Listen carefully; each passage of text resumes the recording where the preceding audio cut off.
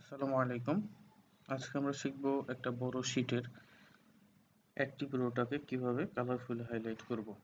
আমরা যখন একটা রোতে কাজ করব, ধরেন এই রোটাতে কাজ করব, এই রোটাকে কিন্তু আমরা খুঁজে পাচ্ছি না। আর যখন আমরা এটাকে কালারফুলি হাইলাইট করব, তখন আমরা খুব সহজে এর এক প্রান্ত থেকে অপর প্রান্ত আমরা খুঁজে পাবো।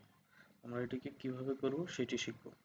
আমরা প্রথমে এই শীটটাকে সিলেক্ট করে নেব। পুরো শীটটাকে আমরা সিলেক্ট করে নেব। নেওয়ার পরে আমরা যাব কন্ডিশনাল ফরম্যাটিংয়ে। সেখানে new rule, use a formula থেকে আমরা একটা ফর্মুলা লিখব, equal cell first bracket double inverter row double inverter first bracket equal row first bracket. এরপরে আমরা যাব ফরম্যাটে। সেখান থেকে আমরা একটা কালার সিলেক্ট করব, ধরেন এই কালার, এইটা আমরা কালার দিলাম, হলুদ কালারটা দিলাম, ওকে। তারপরে ওকে। এরপর আমরা চলে যাব শীটের ভিউ কোডে। ভিউ কোডে যাওয়ার পরে আমরা লিখব জেনারেল থেকে ওয়ার্কশিটে যাব। এরপর এখানে লিখব অ্যাক্টিভ সেল ডট ক্যালকুলেট, ওকে।